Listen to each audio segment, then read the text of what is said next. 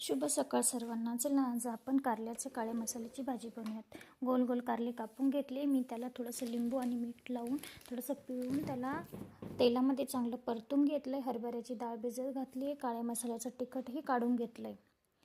तेल घालून जिऱ्याची फोडणी केली आहे. त्यामध्ये खुडून लसण, मी तिखटामध्येही थोडासा लसण घातला होता. अशा प्रकारे घरगुती मसाले त्यामध्ये ॲड करून घ्यायचे. जे तुमच्याकडे आहे तेच टाकायचे, कारण मी काळ्या मसाल्यामध्ये मिरच्या घातल्यामुळे मी लाल मिरची घालत नाही आहे. घरगुती मसाले आपण तिखट काढून घेतलेला आहे ते त्यामध्ये ॲड करून घेऊया. अशा प्रकारे फोडणी करून घ्यायची. त्याला आपण जे कारले तेलामध्ये परतवले होते ते त्यामध्ये घालून घेऊया. अशा प्रकारे थोडंसं त्याला एकजीव करून घ्यायचं आहे, मिक्स करून घ्यायचं आहे चांगलं उकळी येईपर्यंत.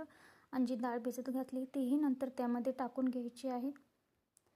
हे बघा, अशा प्रकारे खूप छान होतं हरभऱ्याच्या डाळीतलं कारलं. तुम्ही नक्की ट्राय करून बघा. चला कोथिंबीर घालून घेऊया. किती छान तरी आली, खूप छान लागतं.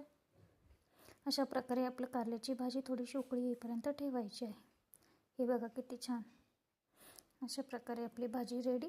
कशी वाटली भाजी नक्की कमेंट करून सांगा. मी थोडंसं माझं किचन ऑर्गनाईज केलं आहे. कसं वाटलं बघा. या चुलीची किंमत आज आपल्याला कळली आहे. सिलेंडर नाही भेटलं त्यामुळे. नक्की चॅनलला सबस्क्राईब